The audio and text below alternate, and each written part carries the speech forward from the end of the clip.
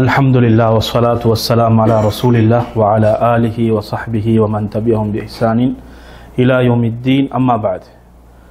அன்பார்ந்த அல்லாஹுவின் நல்லடியார்களே, சகோதர சகோதரிகளே, எமது வாராந்த வகுப்பினூடாக நாங்கள் அறிய வேண்டிய மார்க்க விஷயங்களை சில முக்கியமான பகுதிகளை நாங்கள் படித்து வருகிறோம். அந்த அடிப்படையில் இன்றைய முதல் வகுப்பாக அமையப்போவது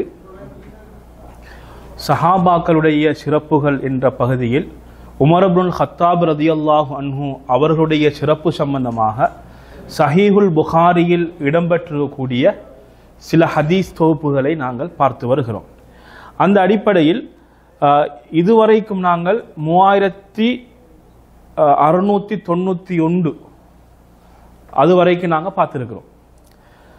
3691க்கு முன்னால் இருந்து, அதாவது அபூபக்கரோட சிறப்பு, அதை தொடர்ந்து தான் உமர் இப்னுல் கத்தாப் ரலியல்லாஹு அன்ஹு அவர்களுடைய சிறப்பு. அப்போ இதில் நாங்கள் எங்களுக்கு லேசாக விளங்கிக் கொள்ள முடியுமான ஒரு பகுதி என்ன அப்படின்னு கேட்டிங்கன்னா, சில சிறப்புகள் ஒரே ஹதீஸில் 2 பேருக்கும் சேர்ந்து வந்திருக்கும். அதில் யாரும் உள்ளடக்கப்பட்டிருப்பாங்க? அபூபக்கர் ரலியல்லாஹு அன்ஹு அவர்களும் உள்ளடக்கப்பட்டிருப்பார்கள், உமர் இப்னுல் கத்தாப் ரலியல்லாஹு அன்ஹு அவர்களும் உள்ளடக்கப்பட்டிருப்பார்கள். அப்போ 2 பேருக்குமே ஒரு செய்தியை நாங்கள் ஞாபகம் வச்சுக்கொண்டா, சரி இவங்களுடைய இந்த சிறப்பு இருக்குது என்றால் நாங்கள் ஞாபகம் வச்சுக்கொள்ளலாம். ஞாபகம் வச்சுக்கொள்வதற்கு இலகுவான ஒரு வழி அது. சரி, இன்றைய ஹதீஸில் 3691வது ஹதீஸ். இந்த ஹதீஸை அபூ சயீத் அல் குத்ரி ரலியல்லாஹு அன்ஹு அவர்கள் அறிவிக்கிறார்கள். அவர்கள் கூறுகிறார்கள், சமிஅத்து ரசூலுல்லாஹி ஸல்லல்லாஹு அலைஹி வஸல்லம் யகூல், ரசூலுல்லாஹி ஸல்லல்லாஹு அலைஹி வஸல்லம் அவர்கள் சொல்வதை நான் செவியுற்றேன். அவர்கள் என்ன சொன்னார்கள்? பைனமா அன நாயிமுன், நான் உறங்கிக் கொண்டிருக்கின்ற பொழுது, ரஅய்துன் நாஸ், சில மக்களை நான் கண்டேன், உரிது அலைய, அவர்கள் எனக்கு எடுத்து காட்டப்பட்டார்கள், மனிதர்கள் அவர்களுக்கு எடுத்து காட்டப்பட்டார்கள், வ அலைஹிம் குமுசுன், அவர்கள் ஆடை அணிந்திருந்தார்கள்.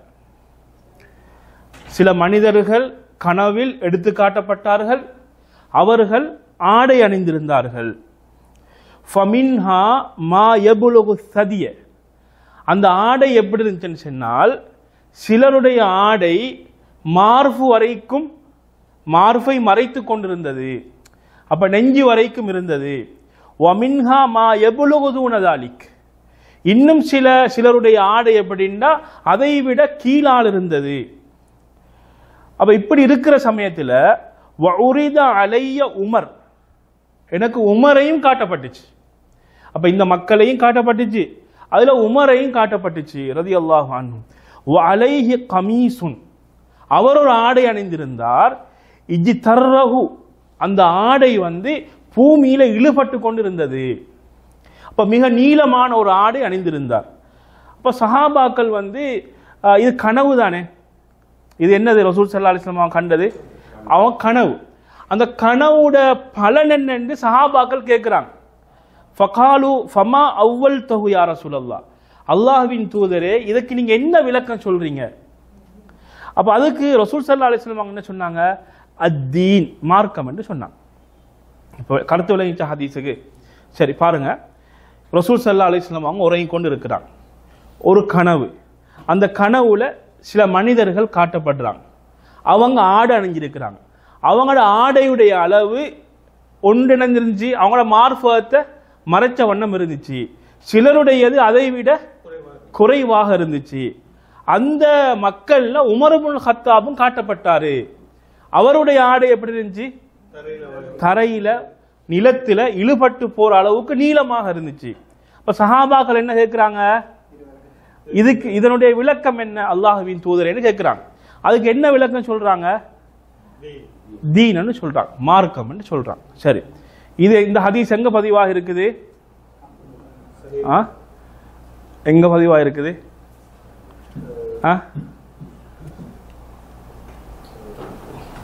எங்க செல்லல, அப்படித்தானே? நாங்க சஹீஹுல் புகாரி ஹதீஸை மட்டும் தான் பார்க்கிறோம். இந்த வகுப்புல எதை பார்க்கிறோம்? நாங்க சஹீஹுல் புகாரியுடைய ஹதீஸை மட்டும் தான் நாங்க பார்க்கிறோம். சரி, இந்த ஹதீஸை நாங்கள் எப்படி விளங்கலாம் அப்படின்னு பார்த்தால், முதலாவது அம்சம் ரசூல் ஸல்லல்லாஹு அலைஹி வஸல்லம் அவர்கள் கண்ட கனவு. இது முதலாவது என்னது? ரசூல் ஸல்லல்லாஹு அலைஹி வஸல்லம் அவர்கள் கண்ட கனவு. வலைக்கும் அஸ்ஸலாம் வரஹ்மத்துல்லாஹ். இரண்டாவது, மக்கள் ஆடை அணிந்த நிலையில் ரசூல் ஸல்லல்லாஹு அலைஹி வஸல்லம் அவர்களுக்கு எடுத்து காட்டப்பட்டார்கள் அந்த கனவுல. அஸ்ஸலாம் வரஹ்மத்துல்லாஹ். அந்த ஆடைகள் 2-3 விதத்தில் காட்டப்பட்டுச்சு. ஒன்று என்னது? நெஞ்சை மறைத்ததாக இருந்துச்சு, அதை விட குறைவாக இருந்துச்சு. இன்னொன்று எப்படி இருந்துச்சு? தரையில இழுபட்டு போகின்ற அளவுக்கு இருந்துச்சு. சரி, இப்ப சஹாபாக்கள் என்ன கேட்கிறாங்க? இதனுடைய விளக்கம் என்னன்னு கேட்டதுக்கு ரசூல் ஸல்லல்லாஹு அலைஹி வஸல்லம் அவர்கள் மார்க்கம் அப்படின்னு சொல்றாங்க, தீன் என்று சொன்னாங்க.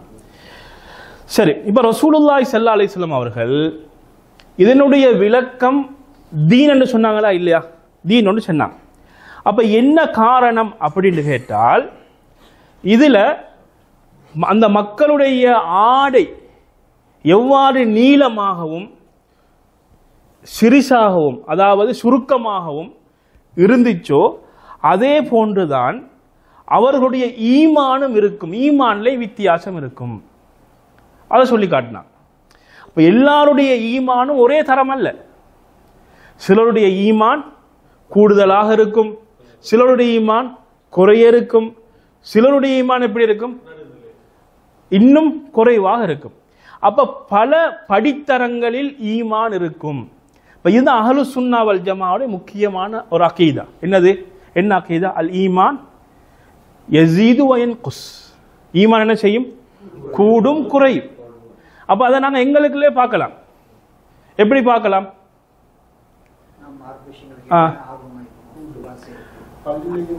ஒரு சஹாபி என்ன சொன்னாரு? நாஃபக ஹம்தலான்றார். என்ன சொன்னாரு? ஹம்தலா முனாஃபிக் ஆகிவிட்டார் என்று சொன்னார்.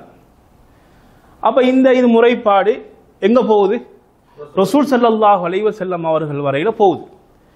அப்ப ரசூல் ஸல்லல்லாஹு அலைஹி வஸல்லம் அவர்கள் ஹம்தலா ரலியல்லாஹு அன்ஹு அவர்களை உட்கார வைத்து, ஹம்தலாவை உங்களோட பிரச்சனை என்ன கேட்கிறாங்க, உங்களோட பிரச்சனை என்ன?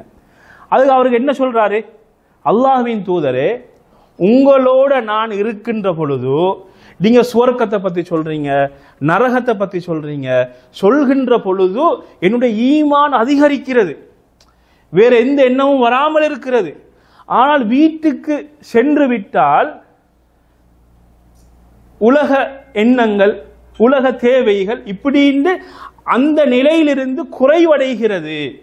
இதை நினைக்கின்ற பொழுது என்னுடைய உள்ளத்தில முனாஃபிக்தனம் இருக்குமோ அப்படின்ற ஒரு எண்ணம் தான் எனக்கு எழும்பியது என்று ஹம்தலா ரலியல்லாஹு அன்ஹு அவர்கள் சொல்கிறார்கள். அப்ப ரசூல் ஸல்லல்லாஹு அலைஹி வஸல்லம் அவர்கள் இதுக்கு அழகான ஒரு விளக்கம் சொன்னாங்க. என்ன விளக்கம் சொன்னாங்க? ஹம்தலாவே, நீங்க என்னோட இருப்பதை போன்று 24 மணித்தியாலம் இருந்தால் லசாஃபஹத் க அல் மலாயிகா, மலக்குமார்கள் உங்களுக்கு முசாஃபா செய்வார்கள். ஏன்னா அது மலக்குமார்களுடைய நிலை, மனிதர்களுக்கு அவ்வாறு இயலாது. அல் ஈமான் யஸீது வ யன்குஸ். அதே நேரத்தில் ரசூல் ஸல்லல்லாஹு அலைஹி வஸல்லம் கற்றுக் கொடுத்தாங்க, குடும்பத்தோட ஒரு நேரம், மார்க்கத்தோட ஒரு நேரம்.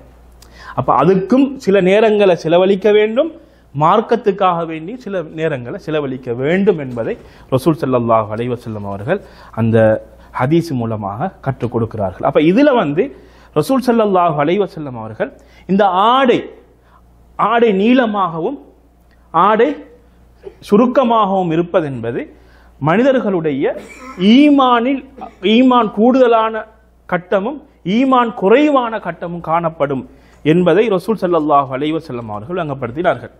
சரி, அதே நேரத்தில் நீங்க பாத்தீங்கன்னா இந்த ஹதீஸ்ல ஒரு ஒப்புவமை சொல்கிறார்கள். எதுக்கு ஒப்புவமை சொல்கிறார்கள்? எதை ஒப்பாக்குகிறார்கள்? எதை உதாரணமாக இங்கே சொல்கிறார்கள்? ஆடை. இந்த ஆடையை ரசூல் ஸல்லல்லாஹு அலைஹி வஸல்லம் அவர்கள் ஒரு உவமையாக சொல்கிறார்கள் என்று சொன்னால் இதில் மிக பெரும் ஒரு ஆழமான அர்த்தத்தை வைத்துத்தான் சொன்னார்கள். என்ன அர்த்தம் தெரியுமா? ஒரு மனிதன் சூடாக இருக்கிறது என்று சொன்னாலும் அவன் என்ன செய்கிறான்? அந்த வெயில் அந்த சூடு உடம்பில் தாவக்கூடாது என்பதற்காக வேண்டி என்ன செய்து கொள்கிறான்? அதற்கேற்ற ஆடையை போட்டுக் கொள்கிறான். குளிர்காலம் வந்து விட்டாலும் அதற்கு ஏற்ற ஆடையை அணிந்து கொள்கிறான்.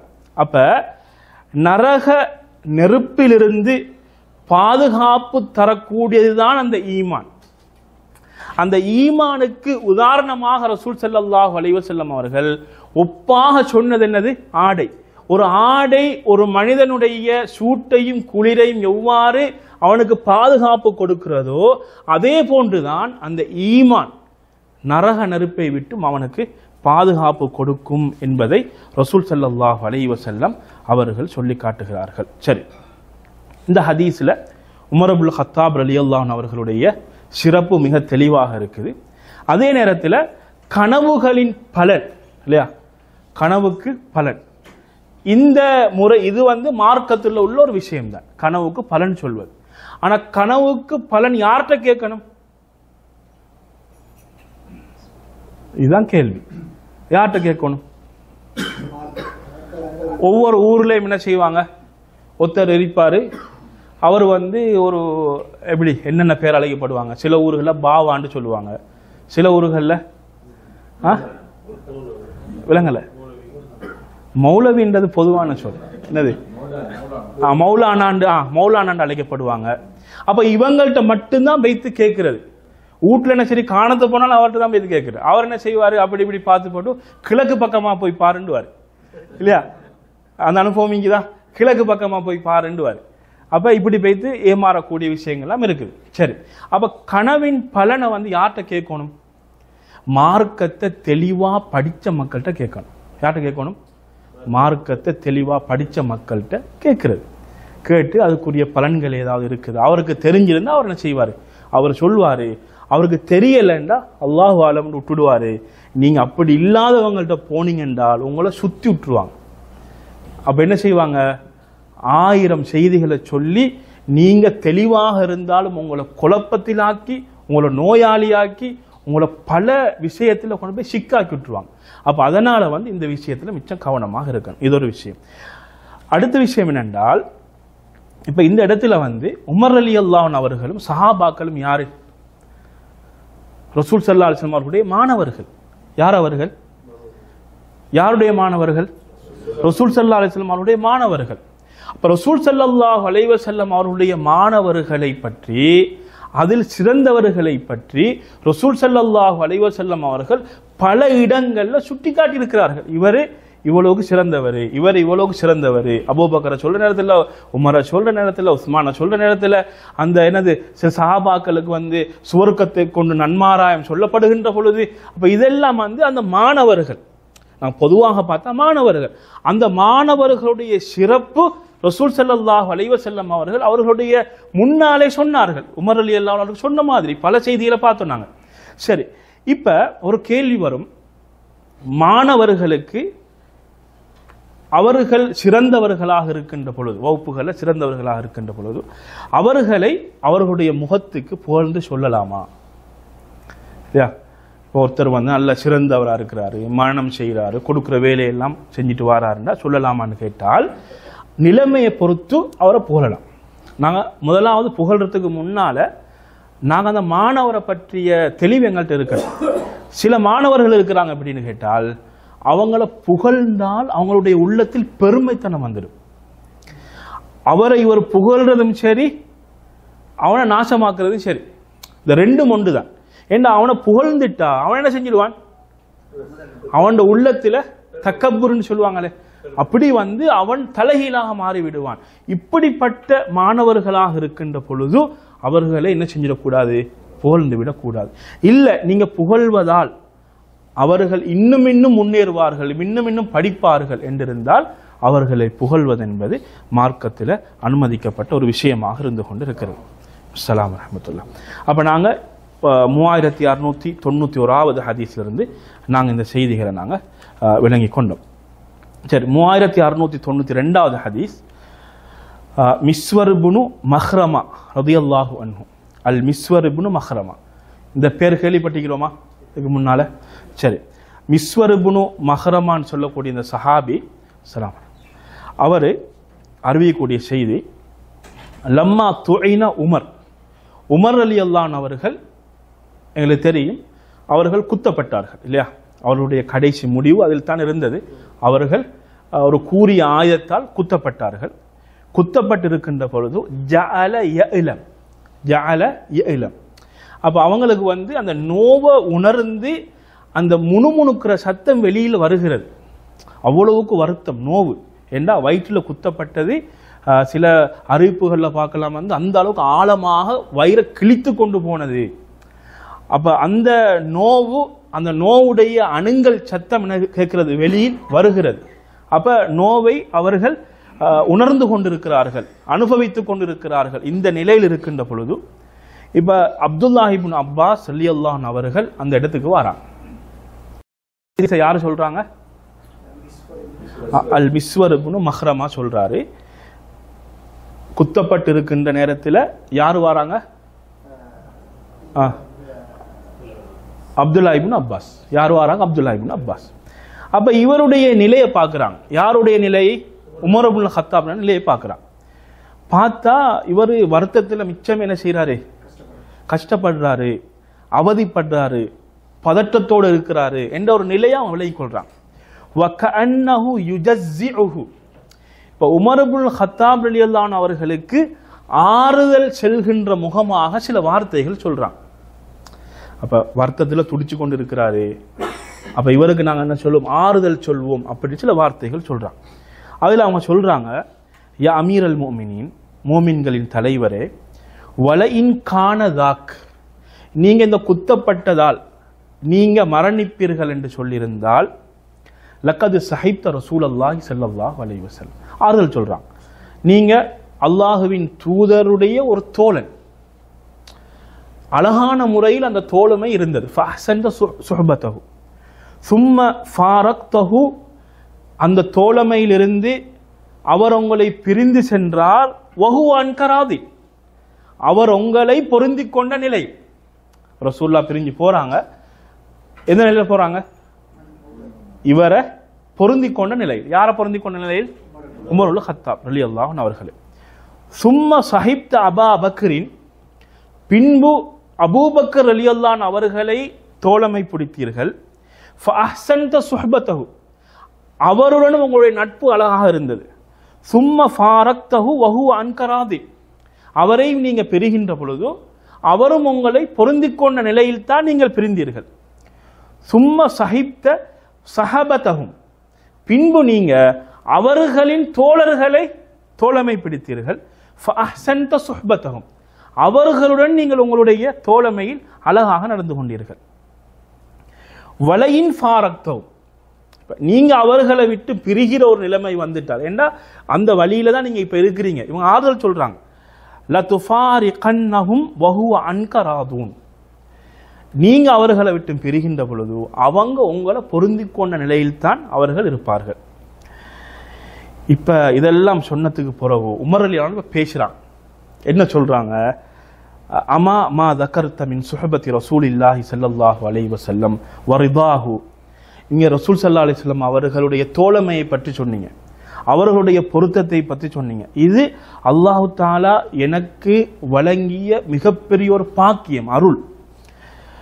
அம்மா மா தக்கர்த மின் சுஹபத்தி அபீ பக்கரின் வரிதாஹு, அப்ப நீங்க அபூபக்கர் தோழமை பற்றியும் அவர்கள் என் மீது கொண்ட பொருத்தத்தை பற்றியும் சொன்னீங்க. அதுவும் அல்லாஹ் எனக்கு செய்த அருள் அப்படின்னு சொல்லிட்டு இவங்க சொல்றாங்க, அம்மா தரா மின் ஜஸை, இப்ப நீங்க நான் ஒரு பதட்டமான ஒரு நிலையில் இருக்கிறேனே, அந்த பதட்டமான நிலையில் இருக்கிறது நீங்க நினைச்சு கொண்டிருக்கிறது அல்லது. இப்ப நீங்க உங்களோட உள்ளத்துல வந்து நீங்க ஆறுதல் படுத்துறீங்களே, அந்த ஆறுதல் படுத்துறதுக்காக நீங்க ஒண்ணு நினைச்சீங்களே, அது அல்ல. இது என்ன தெரியுமா நான் நினைக்கிறேன்? நான் ஏன் பதட்டமாக இருக்கிறேன் என்றால், ஃபஹுவ மின் அஜ்லிக வ அஜ்லி அஸ்ஹாபிக், உங்களுக்காக வேண்டியும் உங்களுடைய தோழர்களுக்காக வேண்டியும் தான் நான் பதட்டமான ஒரு நிலையில் இருக்கிறேன். அப்படி சொல்லிட்டு இது ஒரு விஷயமா, இதை பின்னுங்க நான் பார்ப்போம். இது ஒரு விஷயம்.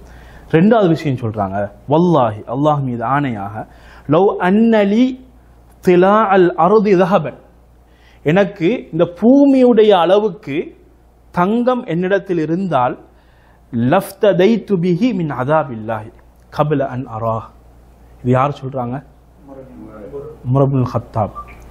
சஹாபாக்களுடைய வரிசையில் பார்த்தா இரண்டாவது, சுவர்க்கத்தை கொண்டு நன்மாராயம் சொல்லப்பட்ட மிக முக்கியமான சஹாபி. உமரை பற்றி ரசூல் ஸல்லல்லாஹு அலைஹி வஸல்லம் அவர்கள் புகழ்ந்த இடங்கள், புகழ்ந்த நிலைகள் அப்படின்னு பார்த்தோம்னா எக்கச்சக்கமான நிலைகள். இப்படிப்பட்ட இந்த சஹாபி சொல்றாரு, இந்த பூமியிட அளவுக்கு தங்கம் என்னிடத்தில் இருந்தால் லஃப்ததைது பிஹி மின் அஸாபில்லா, அல்லாஹுடைய தண்டனையிலிருந்து பாதுகாப்பு பெறுவதற்காக வேண்டி அதை நான் ஒரு குற்ற பரிகாரமாக நான் கொடுத்து விடுவேன் என்று சொல்கிறார்கள். சொல்லிவிட்டு, அதாவது கபில அன்னாராக, அதை நான் காணுவதற்கு முன்னால் அதை கொடுத்து அதிலிருந்து நான் பாதுகாப்பு பெற்றுக்கொள்வேன் என்று அவர்கள் சொல்கிறார்கள். இது யார் சொன்ன செய்தி? இது உமர் இப்னுல் கத்தாப் ரலியல்லாஹு அன்ஹு அவர்கள் சொன்ன செய்தி. சரி, இப்போ இந்த ஹதீஸில் அல் மிஸ்வர் இப்னு மஹ்ரமா என்று சொல்லக்கூடிய இந்த சஹாபி, இவங்க யாருன்னு பார்த்தீங்கன்னா மக்காவில் உலித பி மக்கா பாதல் ஹிஜ்ரத் பி சனத்தின், மக்காவில் பிறந்தாங்க. ஹிஜ்ரத்துக்கு பிறகு 2 வருஷம், ஹிஜ்ரத் போய் 2 வருஷத்தால், அப்போ ஹிஜ்ரி 2 வருஷத்தால் இவங்க மக்காவில் பிறக்கிறாங்க. இவர்கள் ஒரு ஃபகீஹாக, மார்க்க அறிஞர், அதே நேரத்தில் ஒரு பிரபல்யமான ஒரு மார்க்க அறிஞராக அந்த காலத்தில் இருந்தார். விசேஷம் என்னென்னா அப்துல் ரஹ்மான் இப்னு அவுஃப் ரலியல்லாஹு அன்ஹு அவர்கள் இவருக்கு யார்? மாமா, இவருடைய சொந்த மாமா. சரி, அதே நேரத்தில் அப்துல் ரஹ்மான் இப்னு அவுஃப் ரலியல்லாஹு அன்ஹு அவர்கள் அந்த ஷூரா குழுவில் ஒரு ஆளாக இருந்தாங்க. அப்போ அந்த ஷூரா குழுவில் இவரும் என்ன செய்வார்? அப்துல் ரஹ்மான் இப்னு அவுஃப் ரலியல்லாஹு அன்ஹு அவர்களோட இவர் சேர்ந்து கொள்வார். இப்போ இப்படி நிறைய சிறப்புகள் இவர் காணப்படுது. இவர் 64வது வயசில் இவர் மரணம் அடைகிறார். சரி, இதில் இந்த ஹதீஸை நாங்கள் முதலாவது எப்படி விளங்கி கொள்ளணும் அப்படின்னு கேட்டால், முதலாவது விஷயம், உமர் இப்னுல் கத்தாப் ரலியல்லாஹு அன்ஹு அவர்கள் ஒரு நீதமான ஆட்சியாளர் என்பதற்கு ஒரு முக்கியமான ஒரு உதாரணம் யாரு? உமர் இப்னுல் கத்தாப். ஒரு நீதமான ஆட்சியாளர். எந்த அளவுக்கு நீதமான ஆட்சியாளர் என்றால், மார்க்க அடிப்படையில் மக்களை ஆட்சி செய்தார். இந்த மார்க்க சட்டங்களின் அடிப்படையில் மக்களை ஆட்சி செய்தவர். அதே நேரத்தில் மக்களுக்கு பெரிய சுமைகள்லாம் கொடுக்கல. அவங்களுடைய நிலைமைகள், நிலைகளை அவதானித்து அவர்களுக்குரிய தீர்ப்புகளை கொடுத்த ஒரு மிக பெரும் தலைவர். இதனால தான் இவருடைய மரணம் என்பது மக்களுடைய உள்ளத்தில் ஆற்ற முடியாத ஒரு மிகப்பெரிய ஒரு புண்ணாக இருந்தது, மிகப்பெரிய ஒரு தாக்கமாக இருந்தது. அதே நேரத்தில் இவர் எந்த அளவுக்குன்னு சொன்னால், இவருடைய ஆட்சி காலம் என்பது முஸ்லிம்களுக்கு கிடைத்த மிகப்பெரிய ஒரு பொற்காலமாக அவர்கள் கண்டுகொண்டார்கள். இவர் ஆட்சியாளர் மட்டுமல்ல, இவரை பார்த்தாலே ஒரு கண்ணியம் மக்களுக்கு அவருடைய உள்ளத்தில் ஏற்படுகின்ற அளவுக்கு ஹைபத் அவருடைய உள்ளத்தில் அவர் மூலமாக மக்களுக்கு கிடைத்தது. இப்ப இவரை யாரு குத்தியது?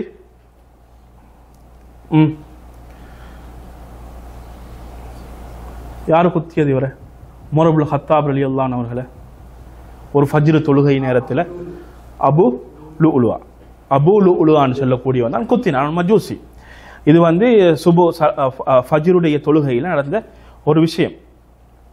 இப்ப இந்த நேரத்தில் தான் குத்தி அவர்களுடைய இப்ப குத்தப்பட்டு அவர்கள் அந்த காயத்தில் அந்த நோவில் இருக்கிற நேரத்தில் தான் அப்துல்லாஹ் இப்னு அப்பாஸ் ரலியல்லாஹு அன்ஹு அவர்கள் இந்த அவர்களுக்கு ஆறுதல் சொல்கிறார்கள். சரி, இப்ப அந்த ஆறுதல் எல்லாம் சொல்லி முடிஞ்சு அவங்க சொல்கிறார்களே, என்ன சொன்னார்கள்? நான் இந்த பதட்டமான நிலை என்பது நான் நான் குத்தப்பட்டிருக்கிறேன், மரணிக்க போகிறேன் என்பதற்காக வேண்டியெல்லாம் இல்லை. அவங்க சொன்னாங்க ஒரு வார்த்தை, மின் அஜ்லிக் ஒ மின் அஸ்ஹாபிக், அதாவது உங்களுக்காக வேண்டியும் உங்களுடைய தோழர்களுக்காக வேண்டியும் சொன்னாங்களே. அது ஏன் சொன்னார்கள், எதற்காக வேண்டி சொன்னார்கள் என்றால், உமர் இப்னுல் கத்தாப் ரலியல்லாஹு அன்ஹு அவர்களுடைய மரணம் என்பது, அவர்களுடைய மறைவு என்பது ஃபித்னாவுடைய மிகப்பெரிய வாயல் துறக்கப்படுகிறது. உமர் ரலியல்லாஹு அன்ஹு அவர்களுடைய மரணம் என்பது, அவர்களுடைய மறைவு என்பது ஒரு ஃபித்னாவுடைய மிகப்பெரிய வாயில் துறக்கப்பட்டுச்சு. அதற்கு பின்னால் தான் எல்லா ஃபித்னாக்களும் வர ஆரம்பிச்சு. ஒன்றன் பின் ஒன்றாக நிறைய பிரச்சனைகள் வர ஆரம்பிச்சு. நீங்க வரலாறுகளை படிச்சீங்கன்னா உங்களுக்கு தெரியும். அப்ப இதை அவங்க என்ன செஞ்சாங்கன்னா, இதை அவங்களுடைய சிந்தனையில வைத்து கொண்டுதான் அவர்கள் ஒரு பதட்டமான ஒரு நிலையில் இருந்தார்கள். நான் மரணிச்சிட்டேன்டா இந்த மக்களுடைய நிலை எவ்வாறு போகும்? அப்ப மக்களுடைய என்ன அவ்வளவு கட்டுக்கோப்பான ஒரு ஆட்சி உமர் இப்னு கத்தாப் ரலியல்லாஹு ஆட்சி இருந்தது. சரி, அதுக்கு பிறகு சொன்னாங்க தானே. அதுக்கு பிறகு ரெண்டாவது விஷயம் என்ன சொன்னாங்க, இந்த பூமியிட அளவுக்கு தங்கம் இருந்தா அதை நான் ஃபிதியாவாக அல்லாஹுடைய தண்டனையை காண்பதற்கு முன்னால் நான் கொடுத்து விட்டு நான் தப்பி விடுவேன், நான் கொடுத்து விட்டு அதிலிருந்து பாதுகாப்பு பெற்று விடுவேன் என்று சொன்னார்களே. இதெல்லாம் அவங்க சொன்னதுக்கு காரணம் என்ன தெரியுமா? உமர் இப்னுல் கத்தாப் ரலியல்லாஹு அன்ஹு அவர்களுடைய அந்த அந்த பேணுதல், அல்லாஹுவை பற்றி, அல்லாஹுடைய அதாவது நாளை நான் மரணித்து விட்டால் இதற்கு பின்னால் என்ன நடக்குமோ என்று தெரியாது அந்த ஒரு பயம் அவர்களை இவ்வாறு பேச வைத்தது. நீங்க பாத்தீங்கன்னா உமர் இப்னுல் கத்தாப் ரலியல்லாஹு அன்ஹு அவர்கள் சுவர்க்கத்தை கொண்டு நன்மாராயம் சொல்லப்பட்ட ஒரு சஹாபி. அப்ப அவர் மரணிச்ச அடுத்தது என்னது? சுவர்க்கம். ஏன்னா ரசூல் ஸல்லல்லாஹு அலைஹி வஸல்லம் அவங்க சொன்னது அது பொய்யாகுமா, பிழையாகுமா? இல்ல, பிழையாகாது. அப்ப அவ்வளவு நம்பிக்கை இருந்தும் அவங்க என்ன பேசுறாங்க? இந்த வார்த்தைகளை பேசுறாங்க. எங்க சமூகத்துல சில மக்களை பாத்தீங்கன்னா அவங்க சில நல்ல காரியங்கள் செய்யறாங்க, நல்ல விஷயம். ஆனா அந்த நல்ல காரியங்கள் செய்வது என்பது அவங்களை ஏமாத்துகிறது. நீங்க பாத்தீங்கன்னா ஷைத்தாண்ட ஒரு ஒரு வழி என்ன தெரியுமா? ஷைத்தானுக்கு 2 வழி இருக்குது ஒரு மனுஷனை கெடுக்கிறது, முக்கியமான 2 வழி. அதுல ஒரு வழி எப்படின்னா கெட்டதின் பக்கம் தூண்டுவது. அது கெட்டதுன்னு அவனுக்கே தெரியும், தூண்டப்படுறவனுக்கு தெரியும் அது கெட்ட வழின்னு. அப்ப அவன் என்ன செஞ்சு கொள்வான்? என்ன செய்வான்? விலகிக் கொள்வான், கெட்ட வழி விலகிக் கொள்வான். அஸ்ஸலாமு அலைக்கும். இன்னொரு விஷயம் இருக்குது, எப்படி தெரியுமா? கெட்ட வழி அல்லது நல்ல விஷயம். என்ன செய்வான் தெரியுமா? இப்போ உதாரணத்துக்கு வச்சுக்கோமே, அவருக்கு அன்றைய நாளில் அவருடைய ஈமான் அதிகரிக்கிற மாதிரி ஏதாவது ஒன்ற ஒரு பயானையோ அல்லது ஏதாவது ஒன்று அவர் கேட்பார், உள்ளத்தில் ஈமான் அதிகரிச்சிடும். அப்போ இவருடைய எண்ணத்தை எப்படி வரமாண்டா, நான் விட்டு போய்த்து உதாரணத்துக்கா தூங்குவதற்கு முன்னால் நான் குர்ஆன் ஓதிட்டு தான் தூங்கணும். அப்போ இவன் ஷைத்தான் என்ன செய்வான், அந்த குர்ஆனை ஓதுறதுல இன்ட்ரெஸ்ட் கொடுப்பான். இந்த குர்ஆன் அல்ல அவனுக்கு தேவை, அவனுக்கு எது தேவை? ஃபஜ்ர். அவனோட டாக்கட் ஃபஜ்ர். அப்ப எங்களுக்கு தெரியணும் என்ன தெரியுமா, நான் இவ்வளவு நேரத்துக்கு பின்னால நான் உறங்கினால் என்னால் ஃபஜ்ருக்கு எழும்ப முடியாது என்ற நிலை யாருக்கு தெரியும்? ஷைத்தானுக்கு தெரியும். நம்மளை நல்லா ட்ரீட் பண்ணி வச்சுக்கிறான், அதான் ஷைத்தான் இல்லையா? அப்ப இத மாதிரி ஒவ்வொன்றையும் கொடுப்பான். நல்ல விஷயம் மாதிரியே காட்டி பின்னுக்கிறியக்கூடிய விளைவுகளை என்ன செய்வான்? அவன் பின்னுக்கிறிய விளைவுகளை அவன் காட்டுவான். சரி, அப்ப இந்த ஒரு பகுதி இருக்கு, இது ஷைத்தானுடைய ஒரு பகுதியாக காணப்படுகிறது. சரி, அடுத்தது இந்த ஹதீஸில் நீங்க பாத்தீங்கன்னா உமர் இப்னு கத்தாப் ரலியல்லாஹு சிறப்பு தெளிவாக வந்திருக்கிறது.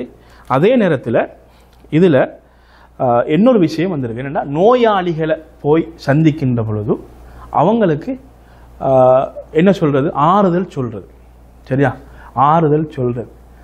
ஆறுதல் சொல்றதுங்கிறது சில நேரத்தில் அவருக்கு பெரிய ஃபித்னாவா பேத்திடும். யாருக்கு? நோயாளி.